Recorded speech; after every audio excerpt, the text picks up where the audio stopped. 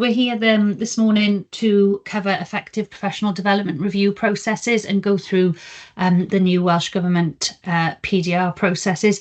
Before we start, if you wouldn't mind just spending 2 minutes just to use the QR code, or you should be able to click on the link in the screen just to record your attendance. We can't record attendance in any other way, and we use this system then to provide that summaries of attendance to schools so that you've got that record of PL that's been attended. So I'll just give you 2 minutes to complete that now.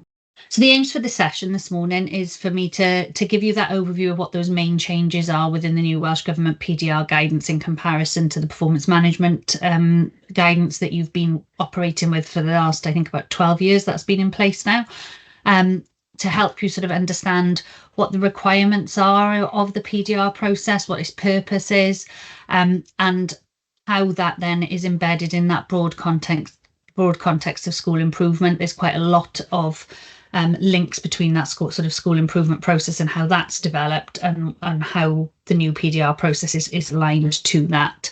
It's also looking at the professional standards and what the relationship is now between the professional standards and the new PDR process, and in essence giving that review of how should this PDR process operate within your schools, what are people's roles of those people who are involved in the process, and what are the expectations involved in that as well. Throughout the session, I am going to give you a couple of opportunities as well for you to have group discussions, but like I said, please ask questions as we go along. Either pop them in the chat, raise your hand, take yourself off mute, and we'll answer questions as you go along as well. For those of you who've just joined, there is a link in the chat section for the attendance registration form as well, so for you to be able to record your attendance at the session. Okay, so I'm just going to give you a brief overview of what the key changes are between the new PDR guidance and the old performance management guidance for head teachers and teachers. So this was published at the end of March, and since that date we have had some briefing sessions in place for head teachers. There was no set date for implementation. The correspondence from our government stated that schools will be able to engage with the revised guidance at a time and in a way most effective for them. So you might be aware that we've for a long time now had a regional model performance management policy. This has been reviewed in light of the PDR guidance, and it's gone through full consultation with unions. So it has been finalised to reflect the new PDR policy, and it's out with local authority HR departments to circulate to schools this autumn term. I am aware that a number of the local authorities will have to go through a sort of formal sign off, so they may be at that process, but you should be receiving some correspondence shortly from your local authorities with the new recommended policy. If you haven't had that yet, our advice would be, and obviously last year you were working it under the performance management policy, the advice would be to conclude the cycle for the last year under the performance management policy, and then implement the new policy when you commence the new cycle for this term. That's making the assumption, obviously, that you're doing your PDR starting in the autumn term. If you would have already started it in the summer, then you can have sort of a discussion, either have a discussion with staff on transitioning over, or continue under the performance management policy this year and transition when you're ready to start your new cycle. There is a link to the professional development review guidance, so the Welsh Government guidance, on the slide. And like I said, this professional learner session is based on this new PDR guidance. So some of the key changes, I think one of the main messages I want to provide at the start is it's not a major change to the stages in the process itself. It's still an annual process. There's still a meeting to review progress and set new priorities as part of that process. And there haven't been any changes to the appraisal regulations which apply to teachers. So it is still a statutory requirement to undertake this process with teachers. The changes are mainly around the focus of the process, and what the guidance does is bring the arrangements in line with the developments that we've seen in school improvement and professional learning, and it aims to support the profession to meet what your current challenges are and ensure that all learners are achieving their potential. So you can see some of the main changes listed on the slide. Obviously, there's a clear change in what the process is now called. So it's gone from performance management to professional development review. And there is a lot of change in terminology throughout the guidance, which I will go through on one of the next slides. But the bullets on the slide highlight the key changes, and I will pick up on these in more detail throughout the session. But ultimately, there's now one guidance document for all practitioners. They refer to practitioners as anyone who's covered by the professional standards. So you've got teachers, you see the leadership team, obviously including head teachers, and also there are professional standards now for teaching assistants.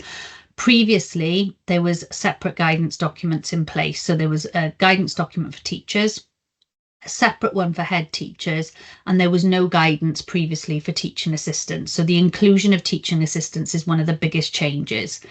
With regards to the regional model policy, though, we've developed this to cover all school staff in schools.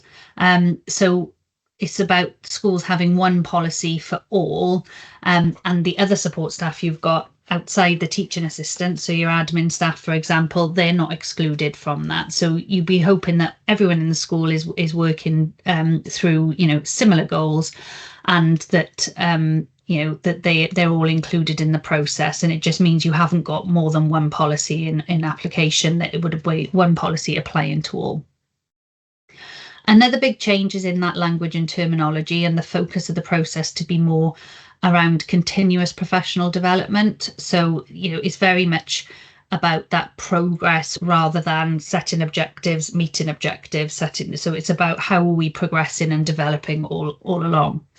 The focus has also been shifted from agreeing and reviewing priorities and objectives in the context of the school improvement plan to supporting individuals to continuously develop themselves through having that time to reflect, through collaboration and through innovation. So it doesn't mean that the school improvement plan doesn't feature.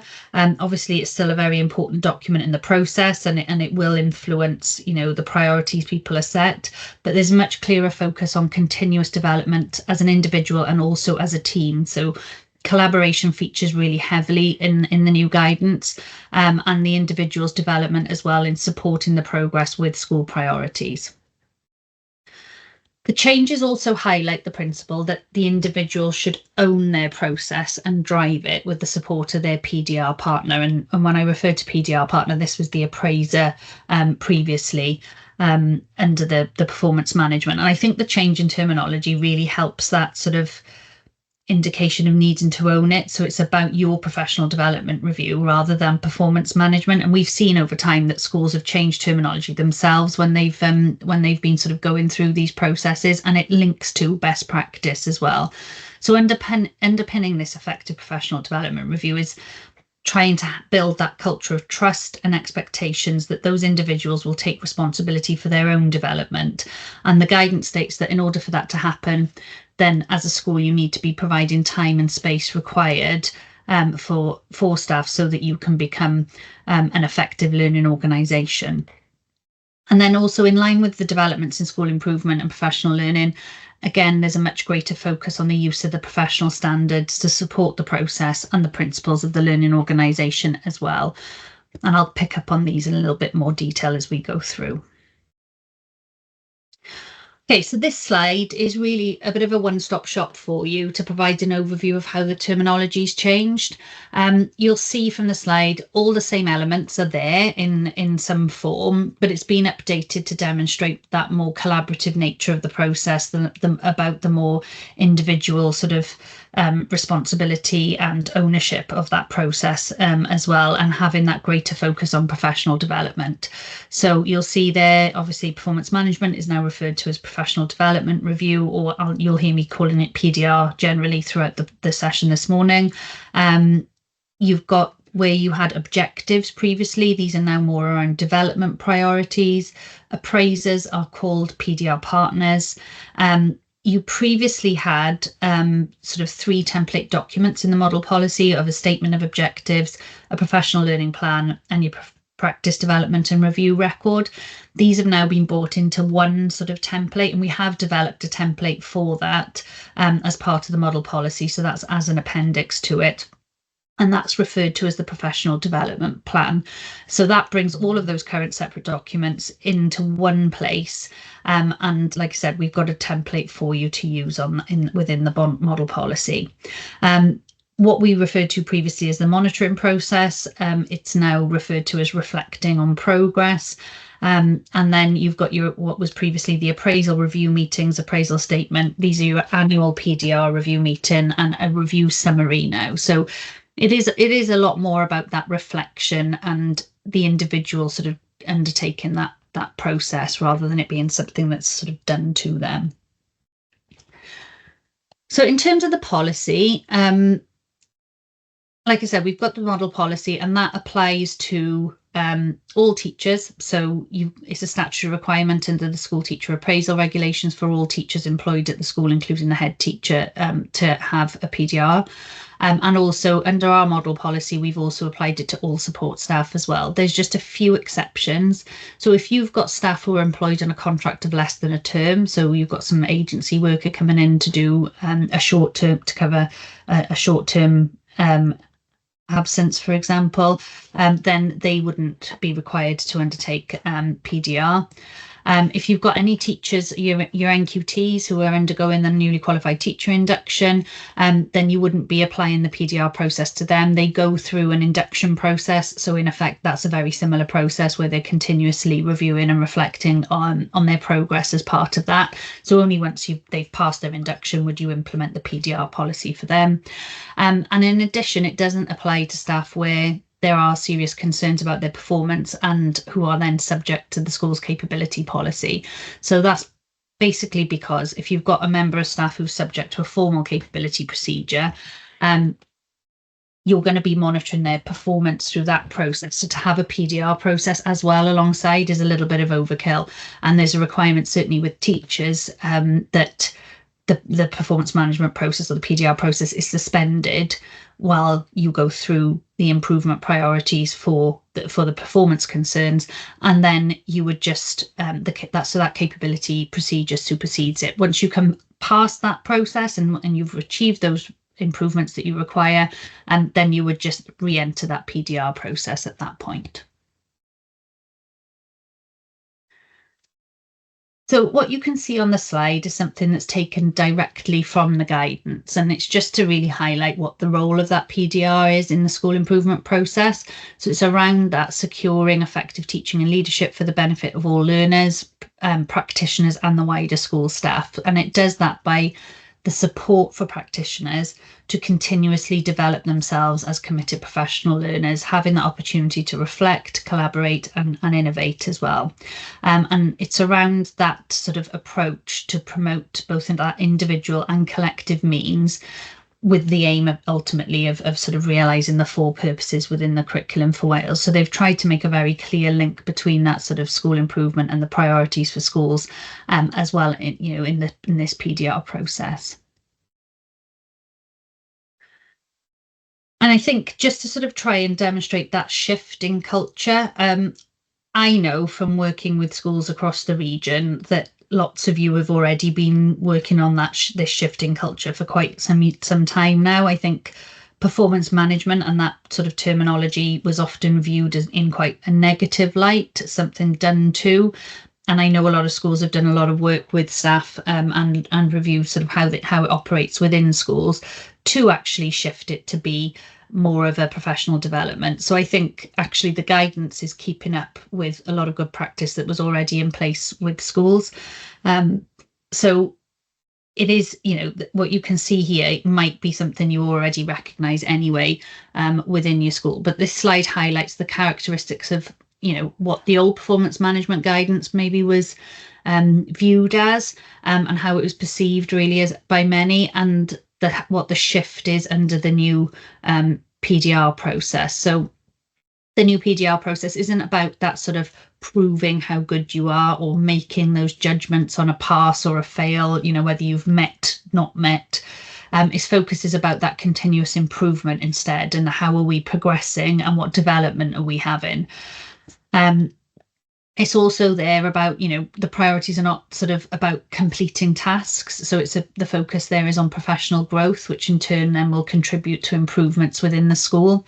And it's around working as a team and sharing best practice rather than individually undertaking a process. So it's not, yes, there is an individual focus, but it's actually about looking at how does that fit in as well in the wider school context as well. So it's people working together, because people work stronger when we do work together ultimately.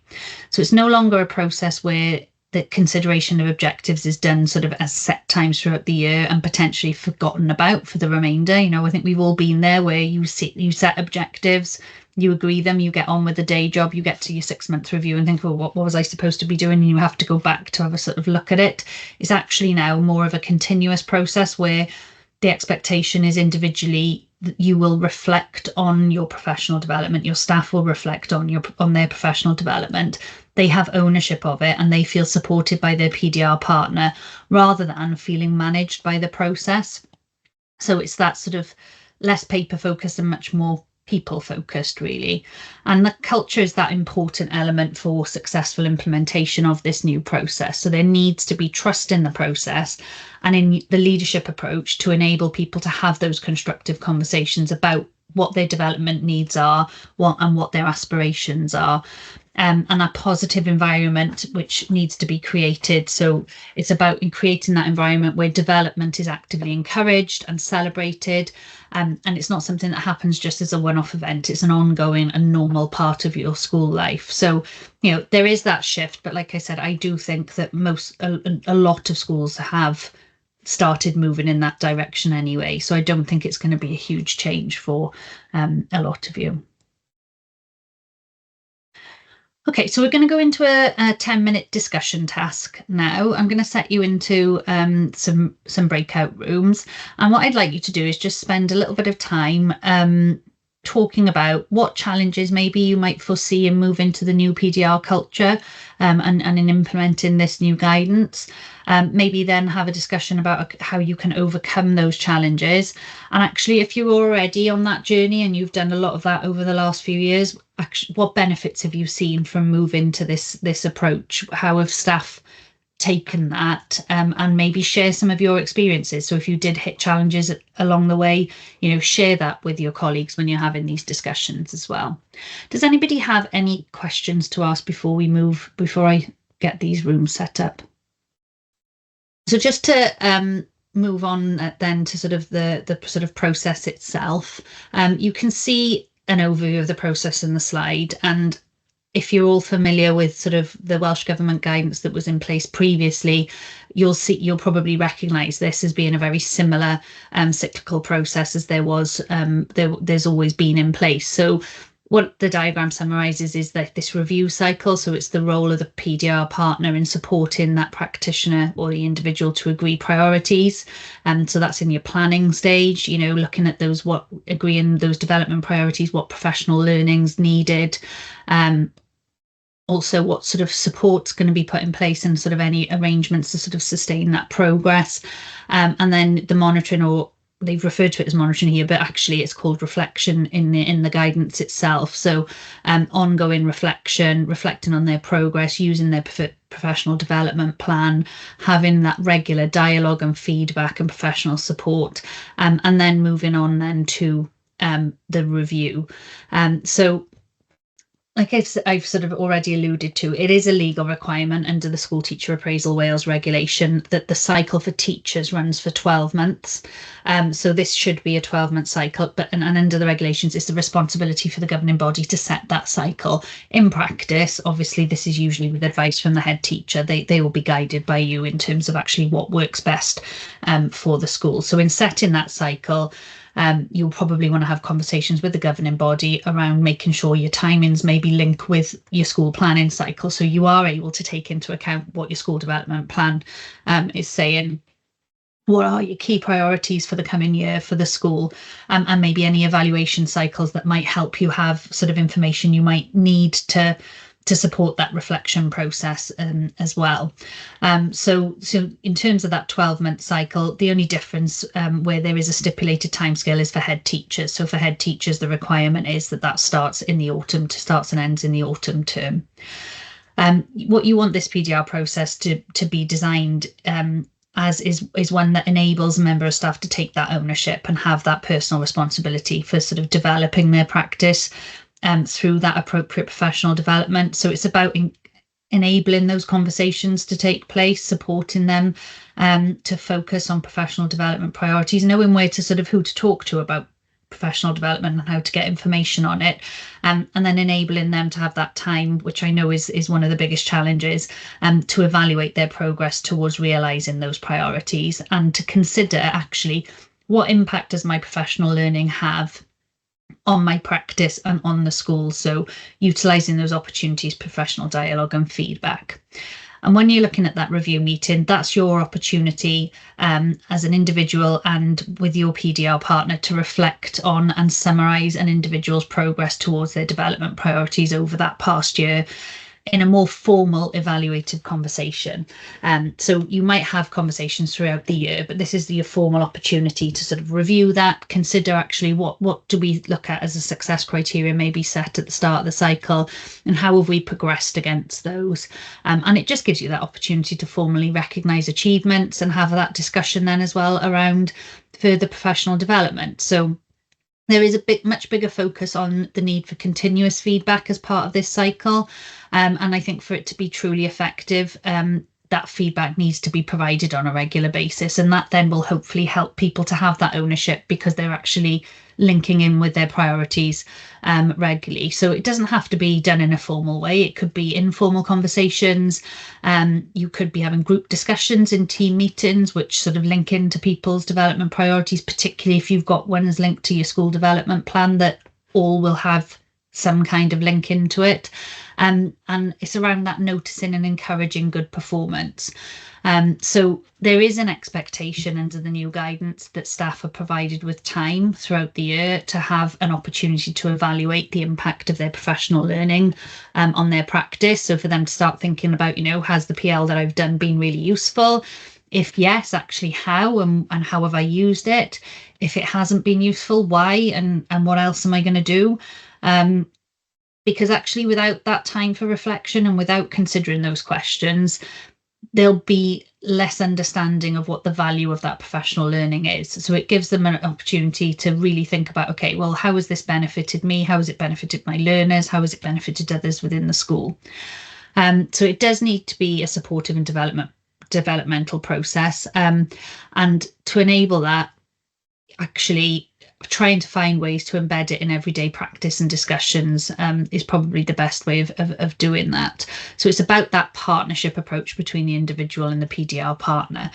And I think just to give you a little bit of a metaphor around that, if you think of a sporting environment, you would never imagine a sort of Olympic athlete waiting 6 months or a year for feedback on how they got on at a training day or what their performance was like at a particular event.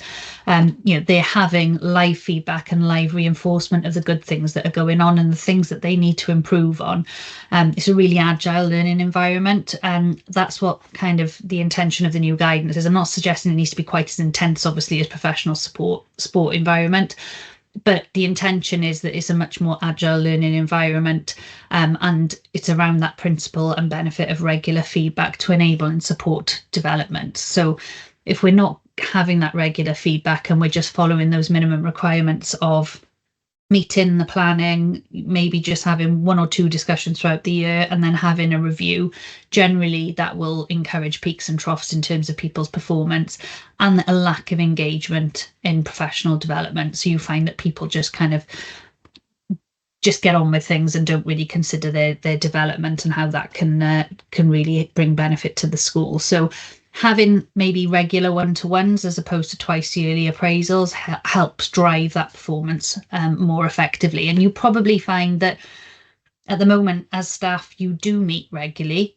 but it's about how you can utilise that time to sort of incorporate this process. So are there things that can maybe just be tweaked to enable you to have some of those conversations? Within the guidance, there are now 3 values. So they've inserted, this is brand new into the guidance, where there are 3 values which emphasise that expectation that the ownership of the PDR process sits with the individual. And there's a much greater emphasis again on collaborative approach. So the first value is affiliation, and obviously this is important. This is where the individual should see PDR as a positive and integral part of their professional development. They should be connected to professional development review, and they should understand the benefits of engaging with it, so that again develops that ownership for them. There's an increased focus as well on providing sufficient time for them to engage with their PDR process and professional learning. And you can see that through that second value there of agency. So it's around a supportive culture and environment which underpins the process to give those individuals the opportunity to engage with and reflect on their professional development.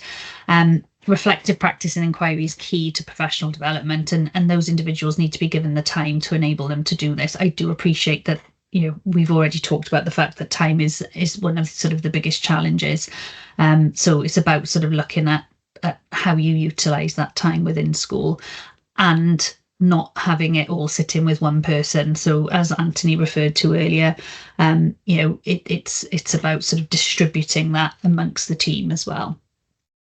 And then the final PDR value there is ambition. So it's about talking to individuals about their aspirations and their ambitions for professional growth, looking at actually what are your aspirations and your ambitions as a school as well, and encouraging people to use the professional standards as a framework then to think about their own professional development as well.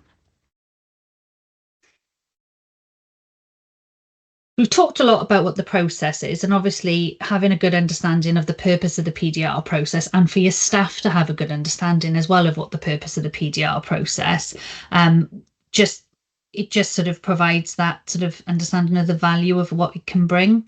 So PDR should support staff wellbeing.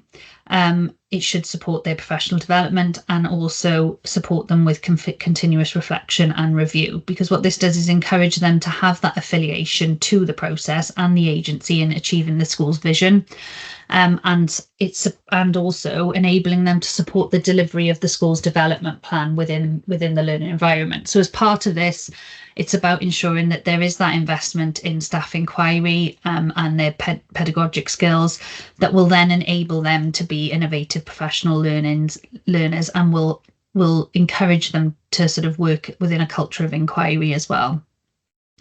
And this approach to professional development review promotes both an individual and that collective means to realising those 4 purposes. So this is just about showing that sort of link between the individual's sort of PDR process and how it can really help with that school improvement process, and in embedding the 4 purposes with the new curriculum for Wales. And the key attributes of schools which are successfully realising that curriculum for Wales are described in the school improvement guidance. So that's why they're linking this very, very closely with school improvement guidance.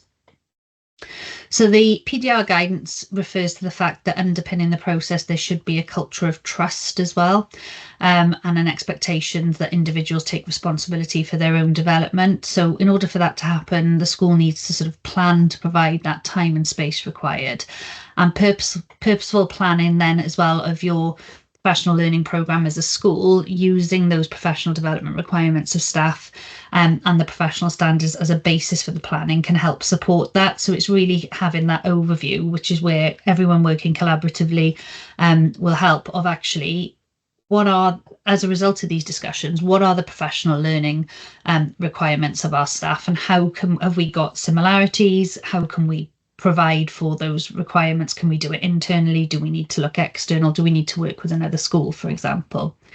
So aligning then these to your strategic priorities in your school development plan, and ensuring staff are involved in the school development plan as well, so that they can understand it, what their role is in that school development plan, will then help them understand where they fit into the wider picture and how their professional learning can link to the development within the school as well. So it's really that involvement of the school development plan as well. Involving them in that will help them align their professional development to the school's development plan as well. And it just promotes that wider ownership then. So from the values that we've just covered, there's also sort of some key principles listed within the Welsh Government guidance, which is reflected within the model policy as well. And these are the principles that are being identified as being essential to effective professional development review. So the first one there is it's an entitlement. So it should be seen as an entitlement for all practitioners working in one school for one complete term, or 2 consecutive half terms, so the equivalent time of a term. It also should be a process that celebrates strengths, recognises progress towards goals and promotes further development. So it's about really, showing development and always looking to sort of strive to develop more as a positive, rather than, I think there are still some people out there who see that almost as a weakness of saying, actually, I can't do something, rather than actually I can do this now, but actually I want to get to here and I want to continue to develop. So it's about promoting that further development with staff. It should be, I've already mentioned, a part of a culture of mutual trust and respect. That's the best way you can encourage open and honest conversations. And it is an integral element. There's an integral excuse me, I can't talk this morning. There is an integral element of team learning and collaboration. So there is a much greater focus on a collaborative approach and ownership by the individual of their professional learning in a supportive environment. So it places that duty on staff to take ownership and responsibility for developing their practice, and the PDR process being a support for that for them. It's also linked to a commitment to career-long professional growth and supporting the individual's professional learning journey, guided by that individual reflection and support from peers within the school, or potentially, like I said, from another school. So this is where the professional standards can be really useful, because you've got the different levels in them, and I'll refer to the professional standards, but it can give people an opportunity to see, well, I think I'm here and this is where I want to be. And it is accompanied by high quality professional learning and ongoing focused professional dialogue. So it's a process where all staff should be treated fairly. And we talked about consistency of approach earlier, and it's based on that shared commitment to meeting learner needs. I think one of the key elements there as well at the bottom is that element of confidentiality between the PDR partner and the individual in relation to the formal decision-making component. So it's not necessarily saying there needs to be full confidentiality, because actually, I'll touch on it later, there is an encouragement for people to share their professional learning journey with colleagues, so that there's that sharing of knowledge and best practice. And then in terms of sort of the review elements and that kind of thing, there is still that requirement for all of that to be maintained as far as confidentiality is concerned.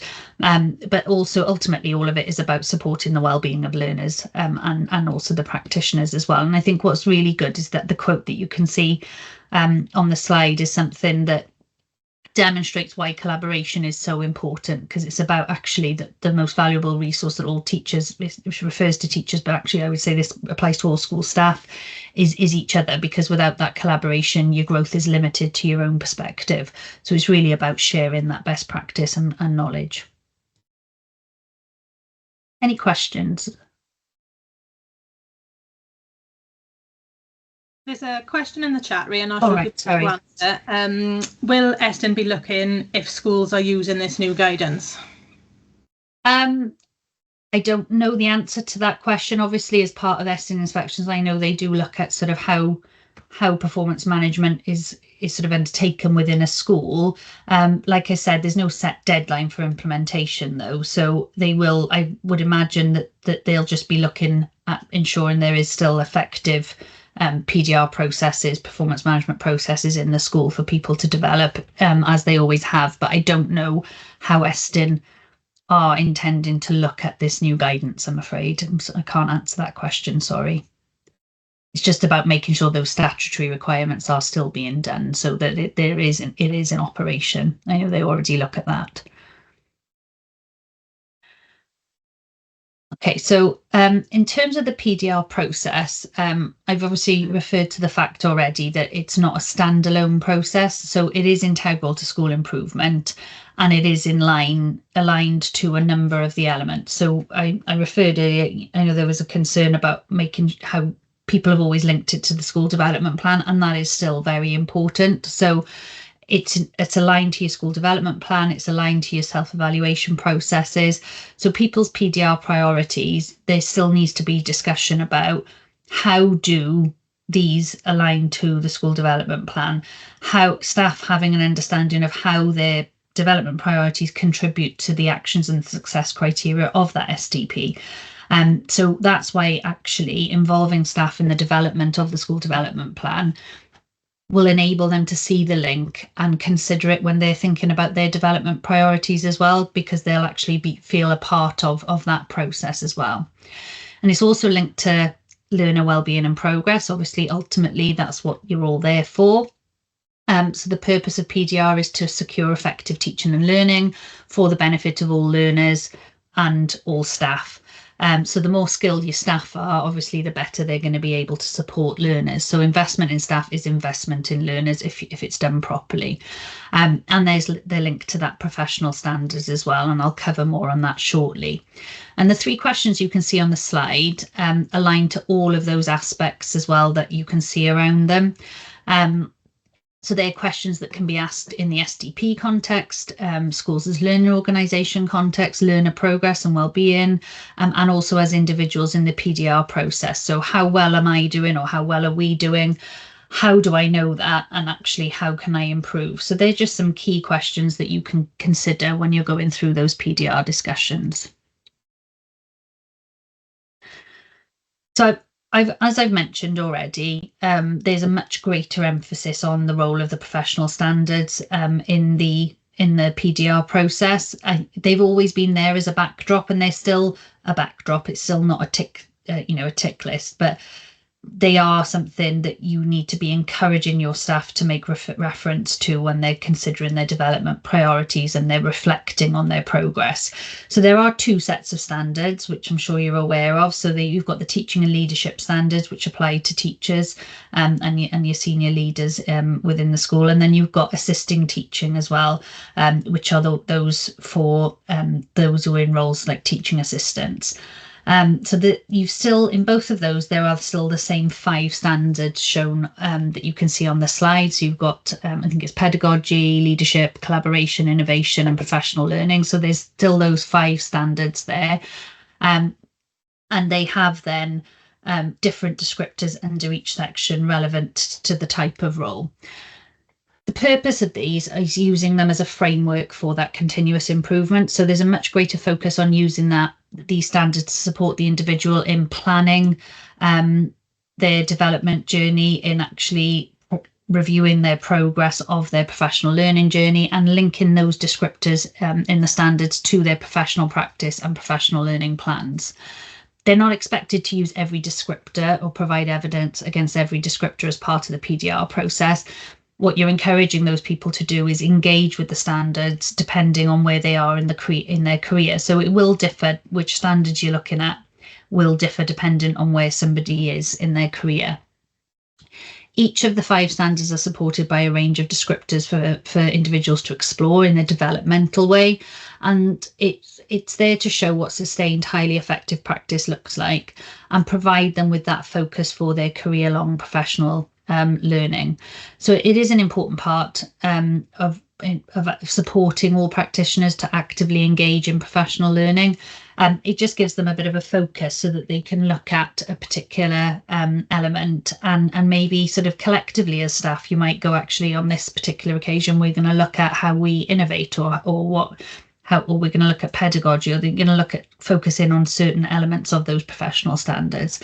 And like I said, it's there to show what highly effective practice looks like, to enable people to sort of look at what their aspirations are, how they want to develop. So, for example, if you've got a teaching assistant who their aspiration is to become a higher level teaching assistant, they want to get that HLTA status, then you would be expecting them maybe to demonstrate sort of sustained highly effective practice in the relevant descriptors before they sort of achieve and are successfully awarded that HLTA status.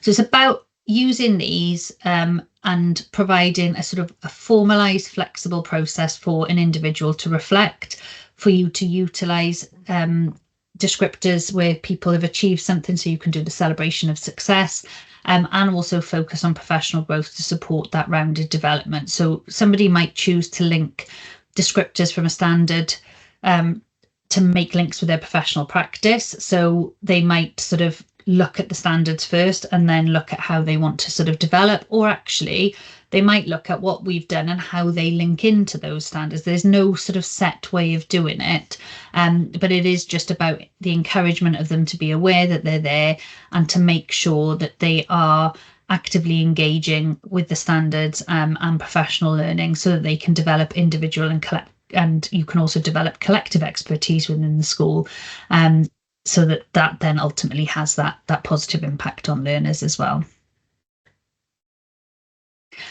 So covered sort of the role of the standards, we've looked at sort of the purpose of the process itself, and I'm now going to go into the process itself and what the roles of people are as well.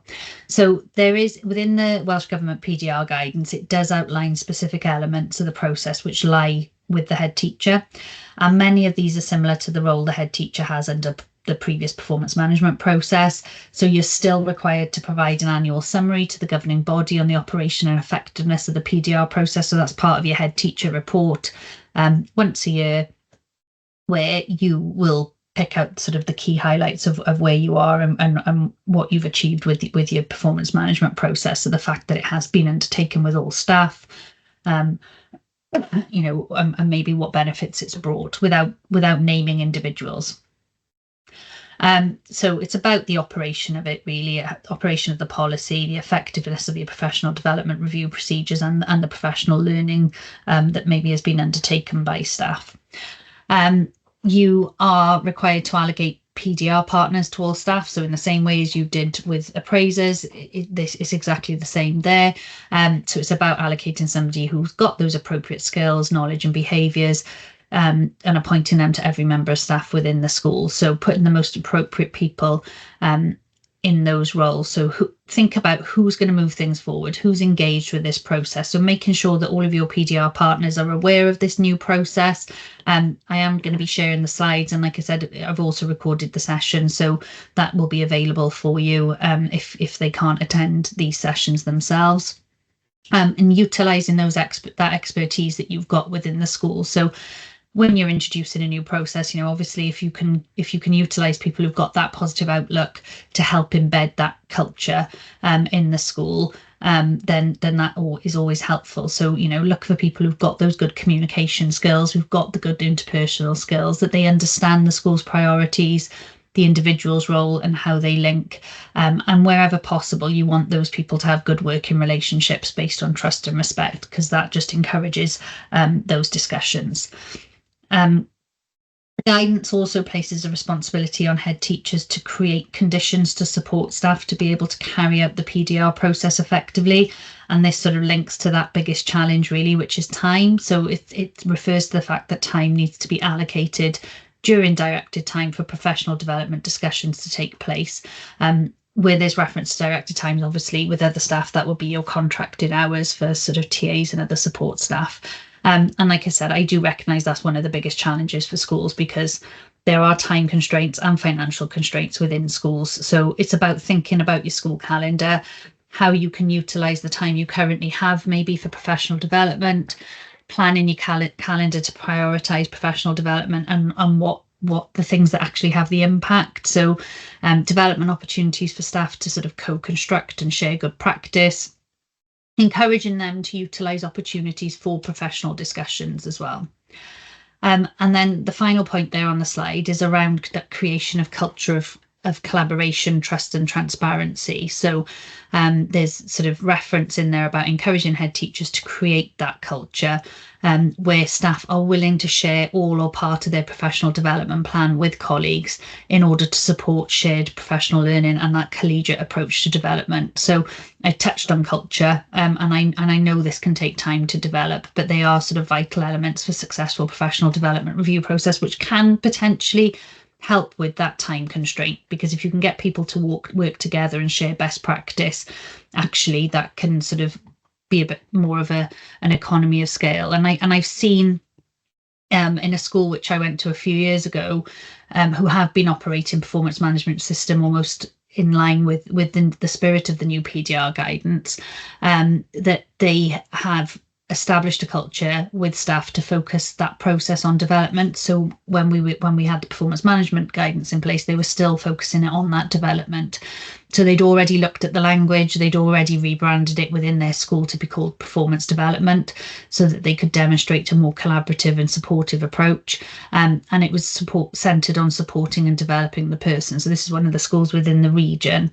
And some of the key things that provide an overview of the approach that the school took was that they had professional development running through everything they do in the school. You could see clear links within their mission and their vision. So their mission is inspire, nurture and celebrate success. And they were very clear with staff that actually this applies to everyone in the school, not just the learners. So these are the elements that the focus should be on rather than the outcome. So this is very much in line with the new PDR. It's not necessarily about the outcome, it's about progress. So that's sort of the main part of it. They also have 3 vision principles. So they have principles which are around being committed to igniting a passion for learning, creating the conditions to thrive, and growing together with the community. And again, that's very clear to staff that doesn't just apply to learners, it applies to staff as well, and are key in supporting that professional development. So one way that they created the time for reflection is that they changed the focus of their weekly staff meeting to become professional learning sessions instead of information sharing sessions. So people had time to share their development, present information to their colleagues on what they've learnt, what they've implemented and the impact it has had, and to have those reflective discussions in groups. So all of that enabled them to see the value and the importance of the professional development that they'd undertaken. And it also inspired staff to be engaged in the process. So staff were reporting that they felt valued, and they could appreciate the investment being put into them. So the focus there is not on the policy that has to be implemented, but it's actually about that creation and maintenance of a developmental culture that ultimately benefited then the learners within the school, and that PDR process was integral to that. So they've just looked at how they could utilise things slightly differently. So on that point, we're going to go into another discussion now, and this is about looking at actually how you do provide those opportunities to staff within your school to collaborate, how you share best practice, and how you could increase those opportunities for collaborative working and sharing of best practice. And hopefully having some of these discussions with your colleagues today might give you some further ideas of how you could implement things within your school. So I'm going to start the breakout room shortly. Just before I do, are there any questions on what we've covered so far? Okay, so just going to sort of move on now to the roles of other people within the processes. So we've talked about what your role as a head teacher will be, and now I'm just going to go through the role of the PDR partner, or in the case of a head teacher, you've obviously got a PDR panel. So the guidance itself talks about the fact that the PDR partners of teachers must have qualified teacher status. So that was always the same under the previous performance management process. So you'd be looking at making sure that you continue with that for the PDR partners of teachers. And the PDR partners of teachers, of teaching assistants, will either be teachers or higher level teaching assistants where possible. So as a general rule, my understanding of what happens in schools, and sort of, this sort of goes across industry as well, is usually that it's an individual's line manager will undertake that role. So I guess, that it makes sense if you are able to implement it in that way, because obviously that individual's line manager will have a greater understanding of what their role is. However, I do appreciate that's not always possible. So it's just a way of actually trying to make sure that that person will have that regular contact with the member of staff, their PDR partner for. For the head teacher, it's still a requirement to have a governing body panel to support their PDR. So the makeup of the head teacher PDR panel remains the same. It's still 2 governors and 1 or 2 local authority representatives in practice. And within this region, the school improvement partner is usually the PDR panel member appointed by the local authority. So it is normally one rather than two people, and the SIP is a full member of that panel. So they are a full member of the panel, and in line with the regulations, all members of the panel, including the SIP, need to be there for all stages of the process, or formal stages of the process. So the PDR partner's role, or the panel's role, is around supporting the individual to identify and agree development priorities, to monitor and reflect on their progress, using that professional development plan. So the PDR partner works with the individual to agree those development priorities, always bearing in mind that sort of focus now on the importance of autonomy and choice in the process. So it's about having that discussion with them, but really encouraging the individual to be coming up wherever possible with sort of ideas for development priorities, and giving them the chance to sort of affect and direct their priorities through practice and inquiry, because that is a powerful motivator for individuals. It's then about agreeing with the individual when and how any professional support that's been agreed will take place, and I'll cover professional support shortly. And there is also a requirement, if you are a PDR partner of a teacher, that as part of sort of that reflection process, that you observe that teacher at least once during the review cycle. So this is linked into the appraisal regulation. So as a PDR partner for a teacher, there is still a statutory requirement to observe. In the guidance, it refers to the observation of practitioners, but I know I've had some questions previously from schools around how does that work with TAs. I've sort of looked into that, and I think from the guidance, it's not a statutory requirement for teaching assistants. So you would just be looking at other ways of sort of undertaking observation, or if it is appropriate at all. But that's part of discussion. But for teachers, it is a statutory requirement. So the final part there of the role is about arranging your PDR meeting. So the annual professional development review meeting that takes place between the individual and their PDR partner, usually takes place towards, it's usually a joint meeting. So you normally have a meeting in, for argument's sake, the autumn term, where you would review the progress of the last cycle and you would set the development priorities for the new cycle. So there's the planning element as well as the review element. So with regards to the review, you do need to be providing the individual with 10 school days notice for that PDR meeting as well. I can see there's a question around including the HLTA. Obviously, if you've got HLTAs who are undertaking sort of classes for you, it would be good practice to, and there is reference in the guidance to practitioners being observed. So, yes, absolutely, you would be able to do that. It's just not a statutory requirement because HLTAs aren't covered by the school teacher appraisal regulations. But as part of reflection, that gives a consistency of approach as well, doesn't it?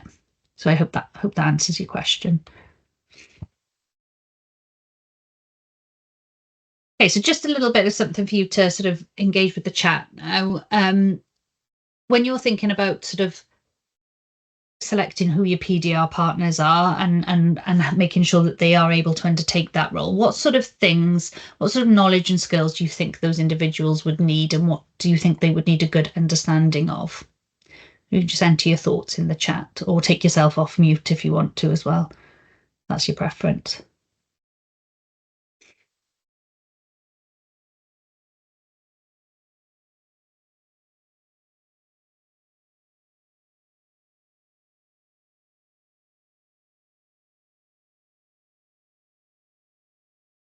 So yeah, experience of undertaking the role that they're maybe a PDR partner for. Gives them that good understanding of the individual's role. Yeah, an understanding of the professional standards, absolutely, and what the National Professional Learning Entitlement is. They're all key elements of the PDR process. So, it's wherever possible, if you don't think those individuals have got that understanding, that would be part of their professional learning to undertake the role as well. Yep, the professional development available to staff, understanding of pedagogy and across progression steps. Absolutely.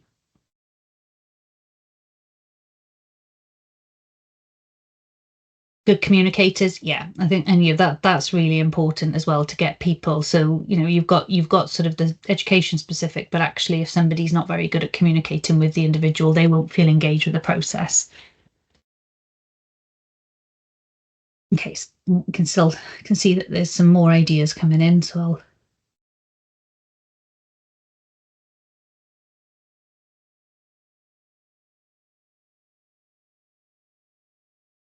a good understanding of the new PDR process and rationale. Yeah. So I think, you need these people to be able to, they are going to be the ambassadors for the new PDR process in your school and implementing it. They're going to be the people who are going to be implementing it on the ground along with yourselves as senior leaders. So it's really important they have that good understanding of what the changes are, how it operates, and then that will help give you that consistency of approach that was referred to earlier as well. So on the slide, you've got sort of, again, this isn't a catch-all list, but just some elements that I think there needs to be secure understanding of. So we've touched on those PDR procedures so that they are following the right processes, that there is a consistency of approach and they understand the principles of the process and what their role is within it. They'll need an understanding of the individual's work as well. So what that individual is responsible for, what's involved in their job, so that enables them then to discuss and explore appropriate development priorities for that person. They'll need a good understanding of the school development plan and what your improvement priorities are, what your self-evaluation outcomes are, as again, that enables them to have discussions around how that individual's development feeds into that overarching school development plan. There's a huge focus, obviously, on realising those 4 purposes of the Curriculum for Wales as part of this process as well. So the Curriculum for Wales is likely to form part of the focus for professional development and the school priorities. You've touched on the professional standards. Obviously the professional learning plan, so what professional development is available, that's really important as well. And also then on that communication skills, how to ask the right questions to engage that individual in the process and encourage that ownership. So I've talked quite a lot about the individual having agency over their own process, meaning that the PDR partner maybe acts more in a coaching capacity, where they encourage the individual to take ownership, identify their own professional development priorities, and encourage them to undertake regular reflection and evaluate their own progress.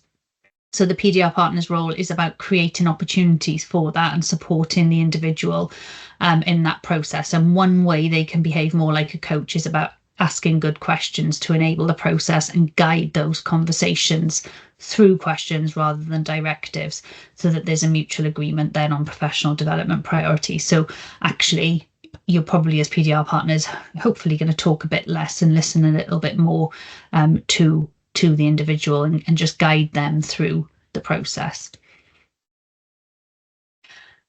So we've covered the head teacher, we've covered the PDR partner. Obviously, we've talked a lot more about the individual having greater ownership. So we're now going to just look at what is their role as an individual employee.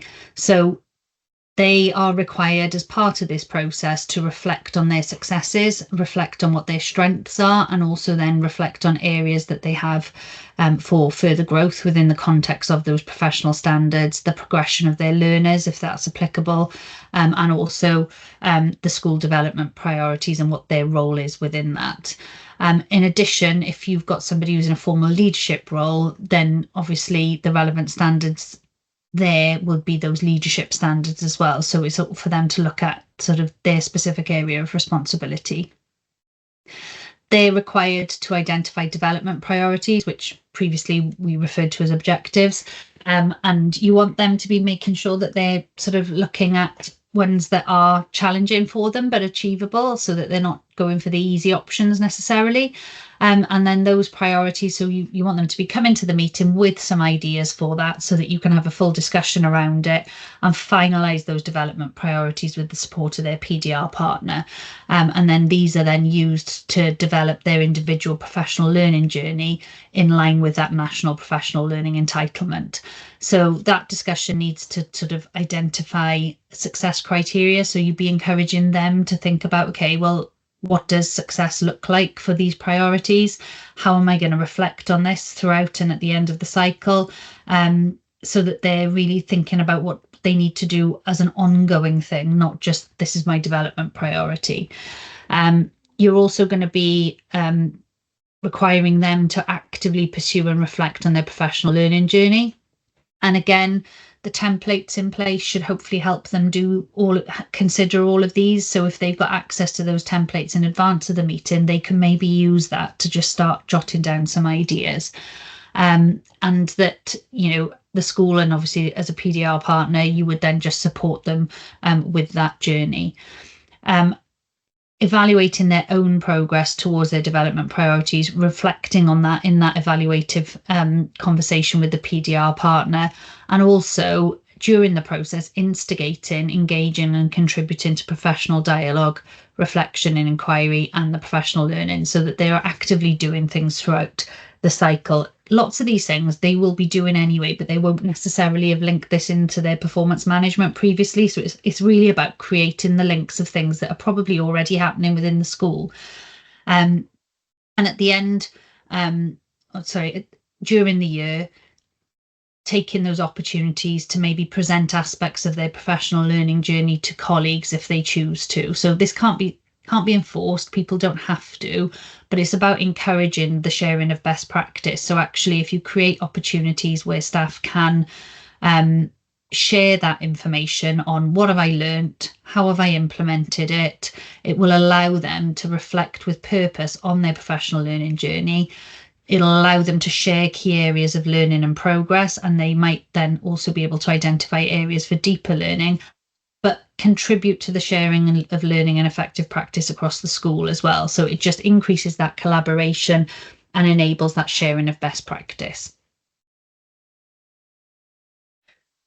So we picked up on the sort of that cycle, and I'm going to go through each of the stages now in a little bit more detail. So the first stage is the planning of your development priorities. And as I've mentioned already, development priorities replaces what we referred to previously as objectives. So there's an expectation under the Welsh Government guidance, which is reflected in the regional policy, is that the individual has much more involvement in identifying those development priorities, and then those are discussed and finalised with the support of the PDR partner. So the guidance highlights that the individual and their PDR partner are expected to agree the development priorities. So you want to have, yes, they need to come forward with their ideas, but they do need to be agreed with the PDR partner. Wherever possible, if they've had involvement in a school development plan, then hopefully they are lining those to the school development plan as well, which will then mean that there should be little sort of debate over agreement. Yes, the PDR partner will also obviously go in with some ideas about what development priorities would be appropriate. So in planning and reviewing their development priorities, what you're looking for is that the individual takes responsibility for working with the PDR partner to reflect on actually what their current knowledge is, what are their current skills and experiences, and then looking at as well, what are the needs of their learners, or what whole school priorities are in place. So these are the things that they need to consider on the slide in developing what their development priorities are. What actually are they intending to learn, develop, or do differently, and what professional learning do they need to have to achieve that? So in setting their priorities, these are sort of the questions they need to consider. As part of that process as well, where they come under professional standards, so your teachers and your teaching assistants, it's really important to encourage them to maybe self-evaluate against areas of the professional standards, which will help them identify areas for development, or things that they want to aspire to achieve, and linking those development priorities there as well. So you need to have a little look at that, but there is still a focus of those priorities to include supporting learners to make progress in realising the full purposes of the curriculum for teachers as well. So this needs to be a consideration. So these will guide the discussions. These kind of questions will guide the discussions, which hopefully then helps align to the school priorities as well. So it's not just about what the individual aspires. So in setting those priorities then, I've touched on the fact that it's around including supporting learners to make that progress in realising those 4 purposes. But the guidance is very clear that the development priorities need to relate to developing that individual's professional practice. They should relate to their job description. They need to sort of relate into the relevant priorities from your school development plan, so some of those development priorities, and the professional standards where applicable. So I mentioned earlier that, you know, it's not just about individual aspirations, is actually also about, okay, so how does that then contribute to the school sort of progressing forward as well? So you do need to take account, obviously, of the individual's professional aspirations, and there will be a lot in there around professional learning. And you also need to take into account maybe national education priorities for school improvement. But there still needs to be a discussion around how does this link to progress against the school development plan and the development of their individual practice. When you're having those discussions as well, as a PDR partner, encourage the individual to consider in advance of the meeting, you know, questions like, how does this link to the school's priorities? How does this link to the needs of learners? How does this link, if it's applicable, to the professional standards? Encourage them to think about, what am I going to do? So actually, you know, what are the actions that are going to be in place for me to progress against these development priorities? Encourage them to think about what they're going to learn or develop or do differently. Encourage them to think about what professional learning or support they might require to help them progress against that development priority. What inquiry and research might they engage with? What collaboration opportunities there may be for them. And then also, okay, so if I'm going to do all of this from a success criteria, what impact do I expect to see on my practice? What impact do I expect to see maybe on my learners? And how am I going to reflect throughout the year? So what reflection activities are going to be undertaken, which will enable me to identify what my progress is? So encouraging all of them to think about that, which again, these are questions that are reflected on the template. So if they've got access to that, they're things that will encourage them to in advance of the meeting. Will just make that conversation a much sort of richer conversation around how we are going to move forward. Previously as well, you would have always set a 1-year objective, I imagine. So under the new guidance, it does actually allow individuals and their PDR partner to identify and agree shorter term development priorities or longer term that maybe require more than 1 academic year to be achieved. So it's something for you to consider, because actually not everything runs on a 12-month basis. Sometimes actually that particular development priority is going to be done in 3 months, and if that's the appropriate timescale, that's fine, and you can look at sort of you know, reviewing that at the appropriate time. Other times somebody's going to be working on a particular project that might take 2 years, in which case the overarching development priority might be a 2-year one, but you might identify milestones which you would have expected to see on the development in that 1 year. So it's absolutely fine now to be able to sort of not have to pigeonhole it into a 12-month timescale. Other timescales, if they are more appropriate, is absolutely fine as well. I've mentioned that wherever possible, you want to be able to agree these development priorities. And I think in most situations, there's not normally any issue. It is normally agreement that's reached. But just to touch on cases that if you are in a circumstance for whatever reason where agreement on development priorities cannot be reached. So, for example, somebody wants to include something that doesn't link coherently to the needs of their class or specific groups of pupils or individual learners, or it doesn't link into a whole school priority, then ultimately the PDR partner is responsible for identifying what the appropriate priority is. So that the final decision does still lie with the PDR partner, with the ability for the individual to then obviously comment on those in writing. Wherever possible, you obviously want to get to agreement though. Okay, so with regards to the actual sort of process then itself, you have that discussion on the development the development priorities, but then everything that you've discussed needs to be recorded in the individual's professional development plan. So like I said earlier, this replaces the documents that are currently used to record objectives, professional learning, and the practice review and development record. So it now brings all of those things into one document, and individuals should be encouraged to try sort of new approaches offered by professional learning they undertake. So throughout this, it enables people to sort of log those kind of new approaches. So the idea is that the individual records what their development priorities are, what their professional learning journey is planned to be, and then it's a live document that they use throughout the year. So they use this to reflect on their own assessment of progress towards the achievement of their development priorities. They use it to keep a record of any professional learning they've undertaken, and how then that has been implemented and what impact that's had, and also to keep a record of any other factors that might affect their performance in relation to their development priorities. So it just enables them sort of to plan and reflect and keep that record as part of the process. So, and as part of the schools as learning organisation principles, and through that culture, through the development of that culture of collaboration, trust and transparency that I've referred to, individuals are then encouraged to share sort of parts of their professional development plan with colleagues. That's not saying they need to give that, but they can choose elements that they might want to do. Like I referred to those sort of professional learning sessions that one of the schools in the region holds. It's a good reference document for them to then sort of maybe talk about something that they've learned, something that they've implemented, and the impact that it's had. So, and that might be particularly relevant where maybe an individual's priority links to a team or an overarching school priority. It's quite small, I appreciate that, but that's just the template there that you can see on the slide. And like I said, that's as an appendix to the regional policy.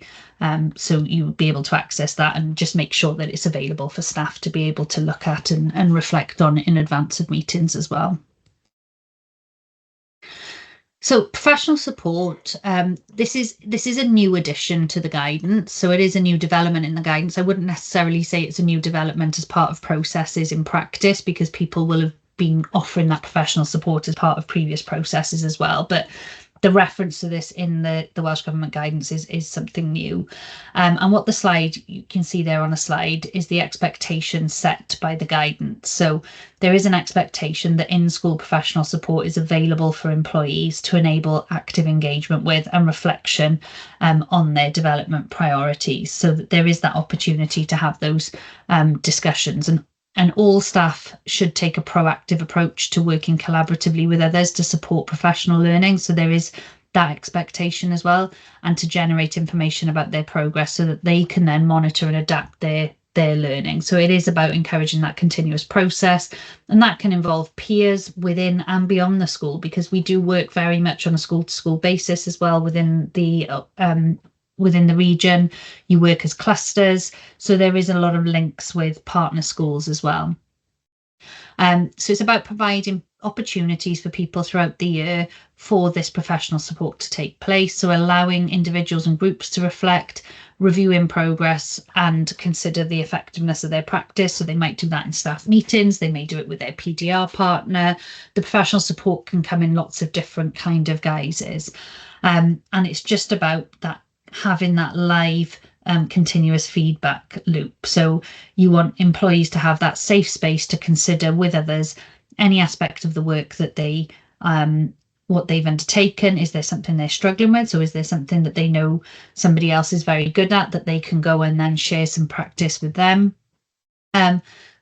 Or you could be encouraging somebody to share something that's worked really well and might be of use for others. Professional support, if you're a head teacher, is obviously likely to be more with external, because generally you're probably going to be looking at discussions with your peers within your cluster maybe, and beyond, mentors if that's applicable, your school improvement partner, governors. There's lots of different sort of areas that you might get professional support from as well as a head teacher.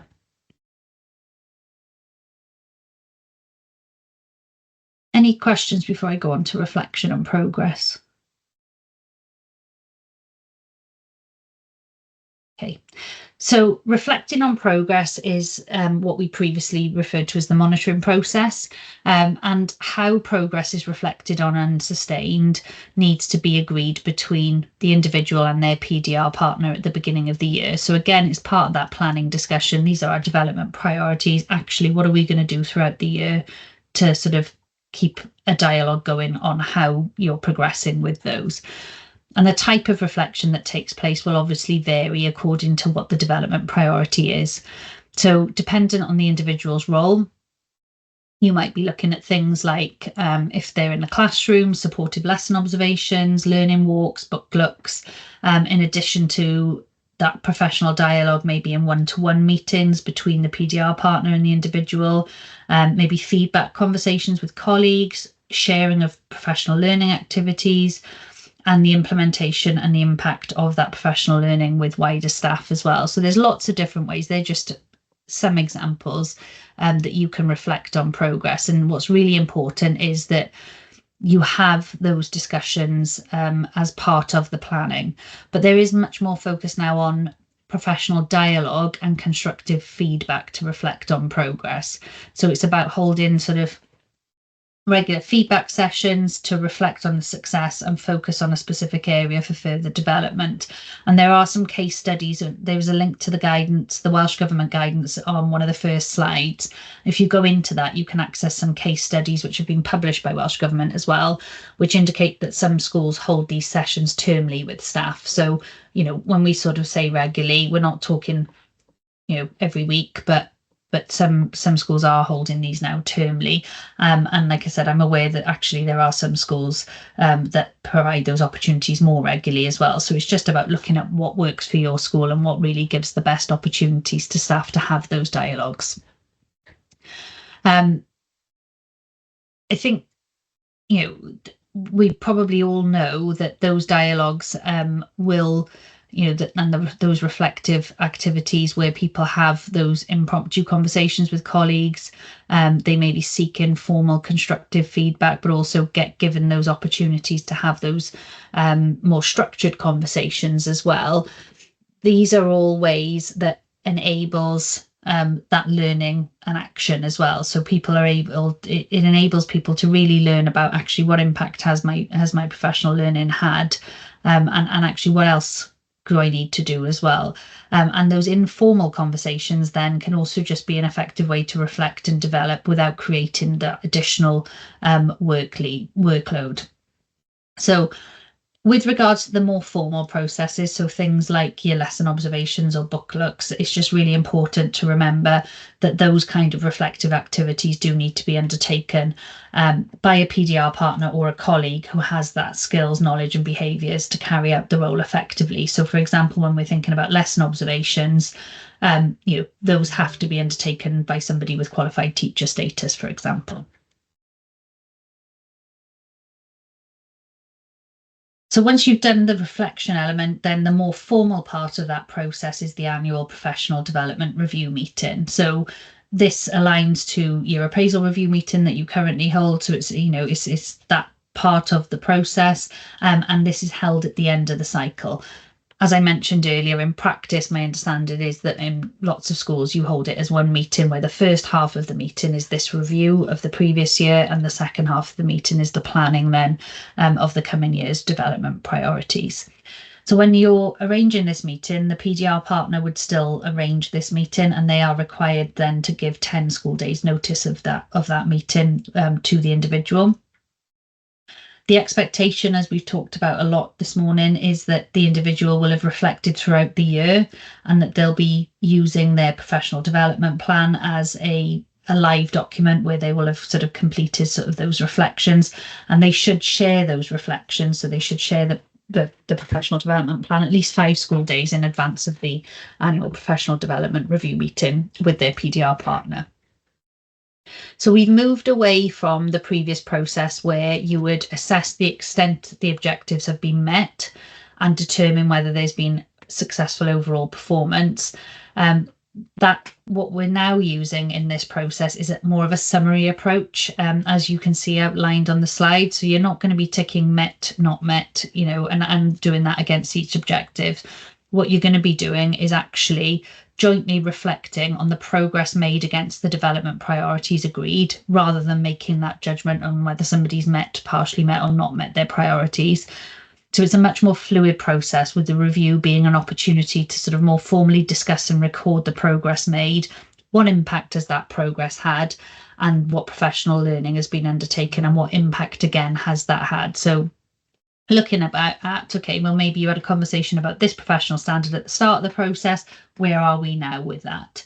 What benefits has the individual got of the professional learning they've taken? Actually, how have they utilised that, and actually what benefits have they seen then to the school and to learners? And a discussion, an open discussion about any factors as well that might have had an impact on their progress as well. Once you've had those, there is a template again within the model policy for you to be able to record these discussions, and that is called the PDR summary document. And that review summary then is produced following the meeting. So there's a requirement for the PDR partner within 10 school days of that meeting taking place to produce that summary review of that discussion and any conclusions that are reached with the individual. So you share that within the 10-day period, and the individual still has the opportunity to add their own comments. Again, this is a confidential document, so it's really important to keep that confidential, and that is kept in a confidential place within the school for at least 3 years after the next review summary has been finalised. I think the final part, which sometimes comes up because this is where you will sometimes find that performance concerns come to light when you're having discussions with people, is actually what happens if that does happen. And the PDR process doesn't form any part of sort of any capability procedures. However, obviously effective line management arrangements and including that PDR process will help prevent underperformance. So the idea is you're providing that support for people to develop, so hopefully you can address any concerns fairly quickly and informally, because it's about supporting that individual to meet their development priorities. If, however, you do have concerns about the performance of an individual, you should be raising that with them as soon as possible and exploring what support can be provided to help them improve. So that regular feedback around sort of progress is something that, if that is in place, will enable you and give you those opportunities to have those discussions. And I recognise it's not an easy conversation to have, but the sooner you have those discussions, it will just help avoid things getting worse. There is some professional learning available as well on challenging conversations if you do find yourself in that position. If those concerns are really starting to ring alarm bells, so it's not just a blip where you've had a chat, you're starting to really get concerned about the performance of an individual, then if you're not the head teacher, then I would encourage you to make sure that you do inform your head teacher. There's no expectation for you to sort of manage any serious performance concerns alone. If you are a head teacher, then what you do need to do is ensure that your PDR partners are aware of the need to advise you as soon as possible if they start to become concerned about somebody's performance as well. And where those concerns continue despite the additional support provided, then as a head, it's for the head teacher to consider whether they're referring to the capability procedure. And again, as a head teacher, would never expect you to do that alone. Use your local authority HR department, where you are getting serious concerns about an individual's performance. They are there to be able to support you with making sure that you're following the right process. So it is something, you may need to refer to later down the line, a capability procedure. Hopefully not. Hopefully the discussions will be productive and you'll be able to help that employee improve. But what I would say, like I said, is utilise your local authority HR. Make sure you seek that support before you do enact anything there. And that brings us to the end of the session. I don't know whether anybody's got any questions at all.